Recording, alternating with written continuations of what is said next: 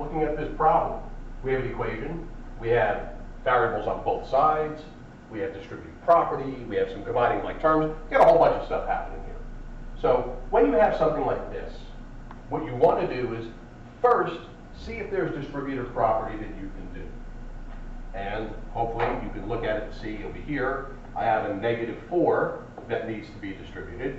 And over here I have a +3 that needs to be distributed. So what we're going to do is we're going to do that first. The 9x that's in front stays as 9x.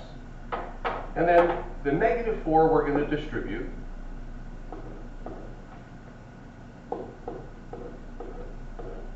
And we're distributing it to the x, and bring down this sign, okay, and then to the 8. Okay, so we have this. And then on the other side, we're going to be distributing 3. So we have a 3, and we have a 7. Well, the 2x and the 7, we're going to fill those in now. We have a 2x minus and 7. And again, that sign is this sign, just bringing it down. Okay?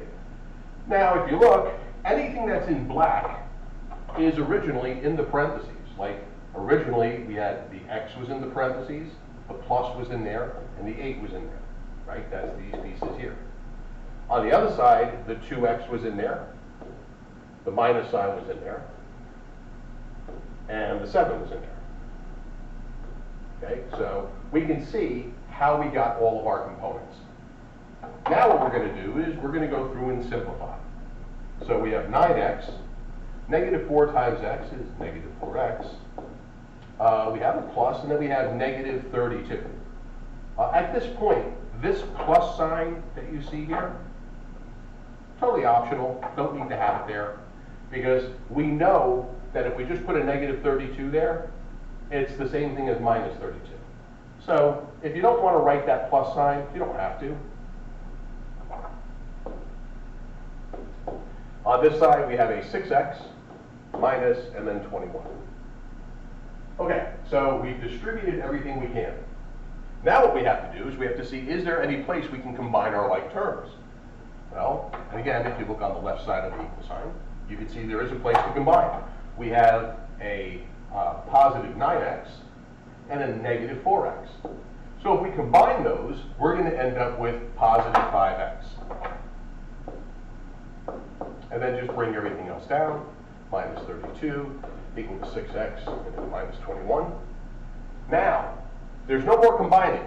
There's no more distributive property. So we have simplified both of the expressions. Now it's time to solve the equation.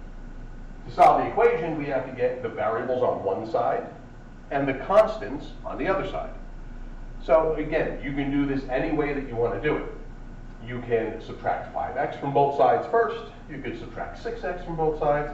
If you like working with a positive variable, subtract the 5x from both sides of the equation. So here we have -32 is equal to 1x minus 21. And if you're thinking at home, do I have to write the 1? No, you don't have to write the 1. 1x and x are the same thing. But I want to get that x by itself, so now I'm going to add 21 to both sides of the equation.